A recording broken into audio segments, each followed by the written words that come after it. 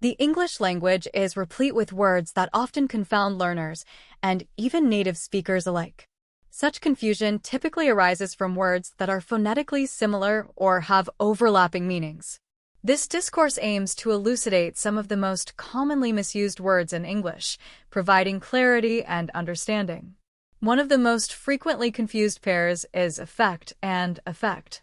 Effect is primarily used as a verb meaning to influence something, whereas effect is used as a noun that refers to the result of a change. For example, one might say, "The weather can significantly affect our mood," and "the effect of the rain was a sense of calm."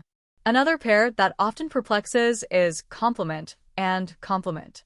Compliment refers to a polite expression of praise, while compliment refers to something that completes or goes well with something else. For instance, "She received a compliment on her dress," contrasts with "the wine was a perfect compliment to the meal." The words principal and principal also present a challenge to many. Principal can refer to the head of a school or institution, or it can mean the most important, while principle signifies a fundamental truth or proposition. For example, one might say, "The principal of the school addressed the students," and "he stood by his principles throughout the debate." Additionally, stationary and stationary are frequently confused. Stationary means not moving or fixed in place, while stationary refers to writing materials, particularly paper and envelopes. An illustrative sentence would be, "The car remained stationary at the traffic light," compared to, "She bought stationery for her correspondence." Furthermore, lie and lay are often misused due to their similar meanings but distinct grammatical functions. Lie refers to reclining or being in a horizontal position, while lay requires a direct object as it means to place something down. For instance, one might say, "I lie down to rest," versus "I lay the book on the table."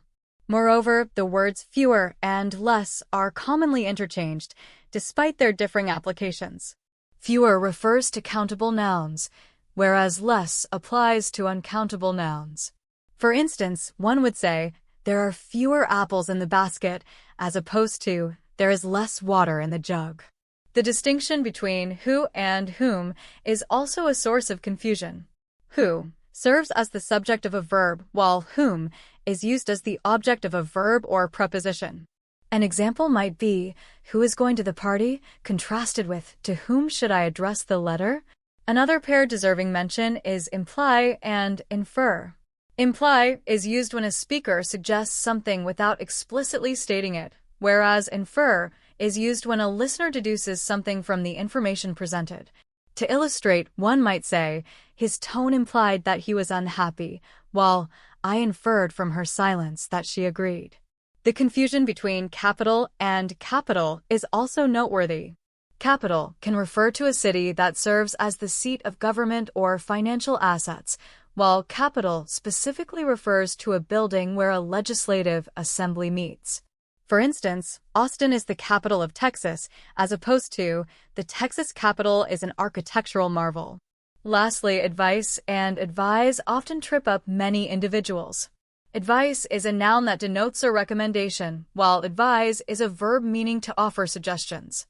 Thus, one might say, "She offered me valuable advice," in contrast to, "I advise you to consider all options carefully." In conclusion, the English language, with its multitude of words, can indeed be a source of confusion. By understanding the distinctions between commonly confused words, individuals can enhance their communication skills and reduce misunderstandings. It is essential for both learners and proficient speakers to remain vigilant and informed about these nuances.